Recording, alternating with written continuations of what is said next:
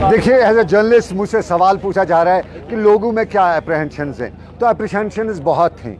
इन अप्रहेंशंस में क्या कुछ होने वाला है। पॉइंट नंबर 1, आम कश्मीर की अप्रहेंशन है कि शायद गवर्नमेंट ऑफ इंडिया की बार 35 एक्ट को ख़त्म करेगी, स्क्रैप करेगी।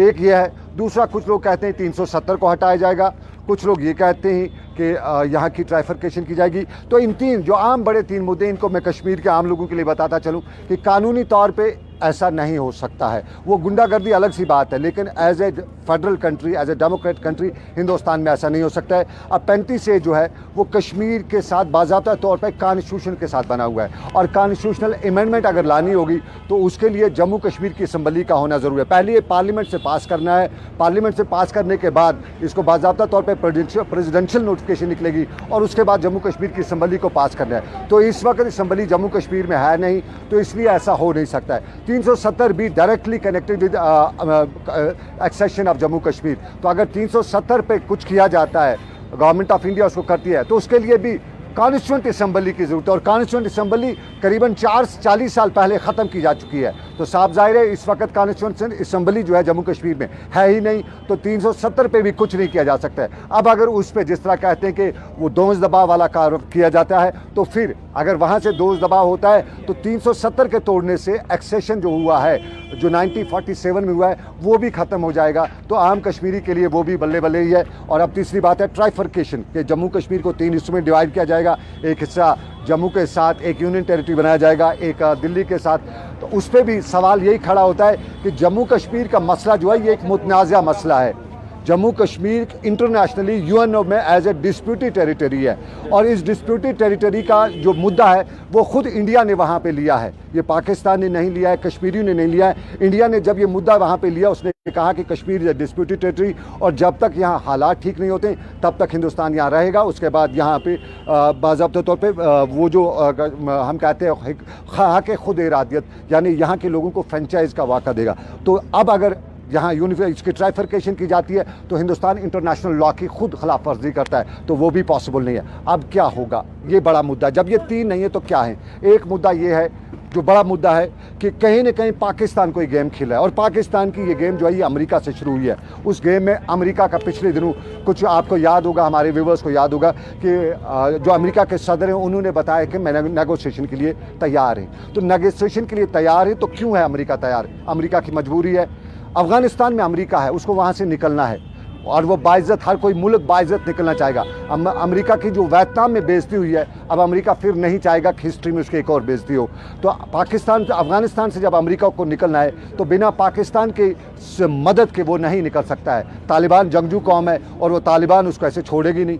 तो पाकिस्तान चाहता है कि एक मीटिंग हो रही है दोहा में, जो एक इस टाइम इजलास वगैरह चल रहे हैं, दोहा में हो रही है, और दोहा में सारा मामला जो है ये अफ़गानिस्तान के मुद्दे पर हो रहा है, और पाकिस्तान में इसमें अपनी टर्म्स इस टाइम डिक्टेट कर रहा है। पाकिस्तान ने अमेरिका को बताया कि मैं आपको, जी भाई बिल्कुल मैं आपको मदद करूंगा अफ़गानिस्तान से निकलने में, लेकिन कश्मीर का मसला मामला जो है वो हिंदुस्तान और पाकिस्तान का है, उसको ख़त्म किया जाए, उसको हल किया जाए।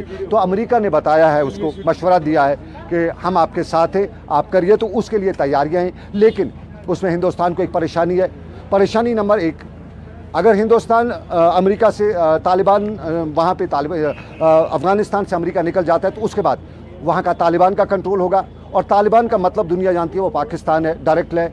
इस वक्त अफ़गानिस्तान में हिंदुस्तान की बहुत ज़्यादा इन्वेस्टमेंट है, और जब अगर वहाँ पे तालिबान आ जाता है तो हिंदुस्तान के लिए बड़ी परेशानी होगी। तो हिंदुस्तान चाहता है कि कहीं न कहीं वहाँ पे उसकी इन्वेस्टमेंट रहे, वहाँ कुछ न कुछ उसका कंट्रोल रहे। अगर अमेरिका निकल जाता है लेकिन कुछ न कुछ उसकी इन्वेस्टमेंट जो है वो बची रहे। तो जो जानकार हैं, तजिया निगार हैं, उनका यही कहना है कि हिंदुस्तान एक नया फ्रंट पाकिस्तान के ख़िलाफ़ खोल रहा है, ताकि पाकिस्तान का जो अटेंशन है वो इस तरफ डाइवर्ट हो जाए, और वो जो प्रोसेस है, पीस प्रोसेस है, या अफ़गानिस्तान से अमेरिका का निकलना है, उसमें टाइम लगे। ये एक राय है।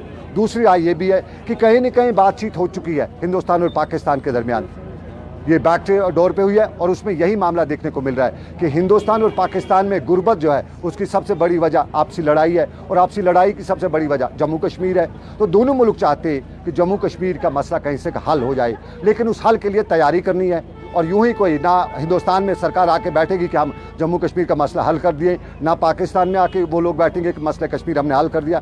तो उसके लिए कुछ न कुछ एटमॉस्फेयर क्रिएट करना है। तो उस एटमॉस्फेयर के क्रिएट करने के दौरान अंदर भी डिस्टर्ब करनी है, उधर भी लाइन ऑफ कंट्रोल पे भी, बॉर्डर पे भी डिस्टर्ब करना है, ताकि मुल्क की अपने मुल्क की बाकी आवाम को, हिंदुस्तान की सरकार अपनी आवाम को बता सके कि हालात ख़राब हो गए इसलिए हम मसले कश्मीर हल करें, पाकिस्तान भी बता सके हालात ख़राब हो गए हम डूब रहे हैं तो कहीं ना कहीं मसला कश्मीर हल करें। तो बात आखिर आके मसले कश्मीर पे ही पहुंचती है। अब इनमें असल हक़ाइक़ क्या है, जानकारों की यही राय है, लेकिन हक़ाइक़ क्या है ये तो वक्त ही बताएगा। लेकिन फ़िलहाल तनाव और इस तनाव के बीच में हम कह सकते हैं कि लोग भी यहाँ पे हैं, हम लोगों से भी बात करें। कोई बात करना चाहेगा हमारे साथ? आपकी राय क्या है? आप बात करना चाहेंगे सर? बिल्कुल करेंगे। बताइए क्या है आपकी राय, क्या हो रहा है सब कुछ?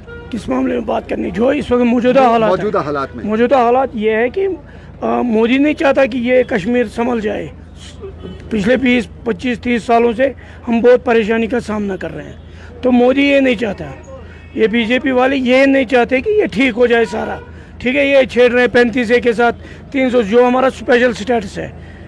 बेसिक पॉइंट ये है ना, सच बात है ये, है ना, सच बात है ये, सच्चाई वो सुनना नहीं चाहते और वो मीडिया के थ्रू हमें तंग करते, ये करेंगे वो करेंगे। करना तो कुछ नहीं है उन्हें पहले बाबरी मस्जिद का मसला हल करना चाहिए था, उसके बाद कश्मीर आना था।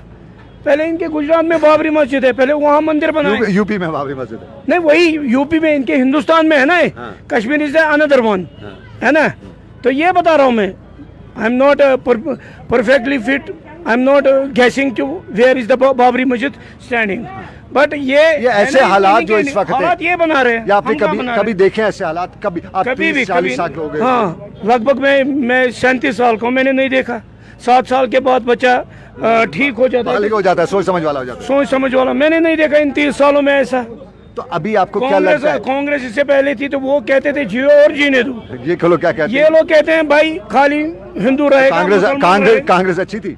नहीं, अच्छी नहीं थी, मतलब वो छेड़ते नहीं थे किसी के साथ। मैं ये नहीं वोट करूंगा कि कांग्रेस अच्छी थी, मैं ये कह रहा हूँ ऐसी बात है।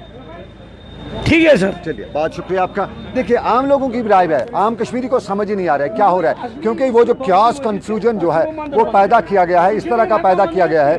भाई एक मिनट, मैं अपने कुछ थोड़ा सा बताना चाहूँगा कि कश्मीरी को पता ही नहीं है कि क्या हो रहा है। अचानक ऑर्डर्स पे ऑर्डर्स निकलना शुरू हो गए और इन ऑर्डर्स ने कश्मीर में क्यास पैदा किया, कन्फ्यूजन पैदा कर दिया। लोग डर रहे हैं, लोग आए और होंगे भी क्यों नहीं। अब नज़र है कल की जो यूनियन कैबिनेट की मीटिंग हो रही है पार्लियामेंट इजलास से, नहीं ये कल के इजलास पे नज़र है सबकी। तो देखते हैं वहाँ से कल क्या निकल के आता है, तो उसके बाद ही पता चलेगा कि हालात कहाँ पहुँचते हैं, क्या सब कुछ होता है। तो फिलहाल दीजिए इजाज़त, अल्लाह हाफिज़।